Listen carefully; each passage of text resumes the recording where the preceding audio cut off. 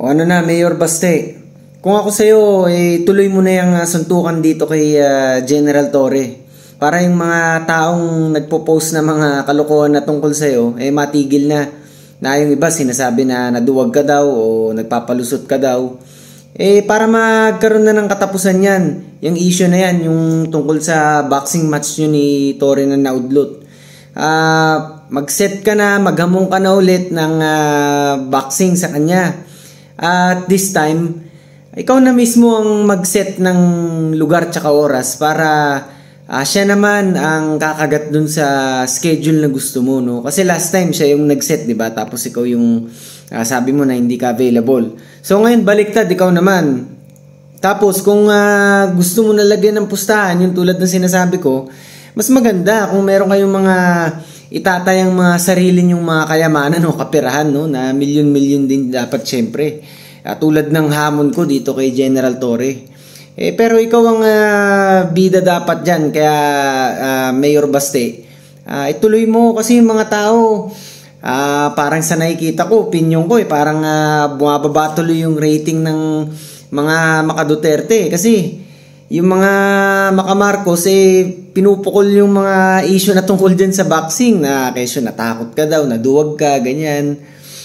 Para makabawi-bawi naman, no, tayo na talagang inspirasyon si ating Tatay Digong, ang ama mo.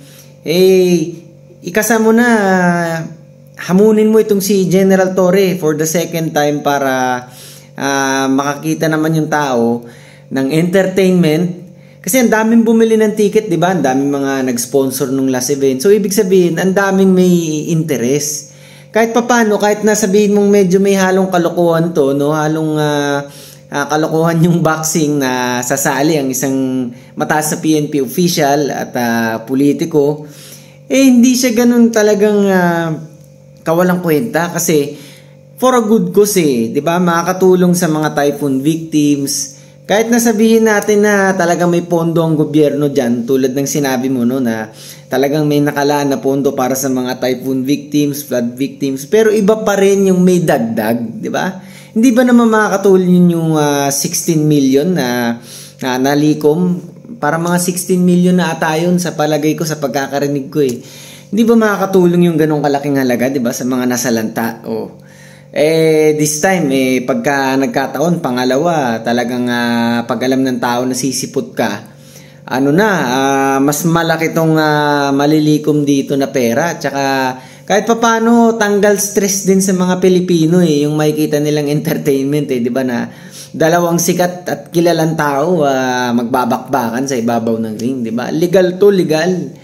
Kaya magkakaalaman dito talaga ng pagkalalaki. Hindi to yung para masabi ko sinong mas matalino, no? Pero isa sa mga sukatan to ng tunay na pagkalalaki. Yung talagang pumapalag, di ba? Ganyan ang totoong lalaki talaga, di ba? Wala yung kahit na ako, pag may mga nakikita ko mga maton, yung mga maraming tattoo, mga maskulado, kuminsan sila pa yung baliktad sila pa yung opposite gender di ba? Hindi natin alam pero ganun yung mga nakikita ko, ewan ko kung bakit. Yung mga payat, yung mga mukhang maliksi, yung mga mabibilis sumuntok, talaga napapatumba nila yung mga maskulado, yung mga maton-maton.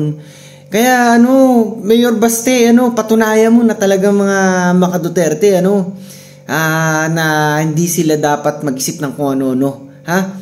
Tuloy mo yung boxing match nyo dapat dito kay General Torre. Kung ayaw mo, ako i-substitute mo, ulitin ko ulit ganyan. Ako, seryoso ako. Pag nagsalita ako, talagang ginagawa ko. Hindi ako puro satsat. Ika nga, sabi nga ni Chavit Singson, isa sa mga iniidolo ko pagka nagbitaw kang salita, pag tinototoo mo, dun tataas yung tingin ng tao kasi alam na matotoo ka Ganyan tayo, di ba? Pinakasiga sa lahat ng mga siga nga So, yan sana matuloy itong boxing match nyo, yun lang. Sigurado ako marami din nag-aabang dito hanggang ngayon. Kaya Mayor Baste, General Torre, kasan nyo na yan.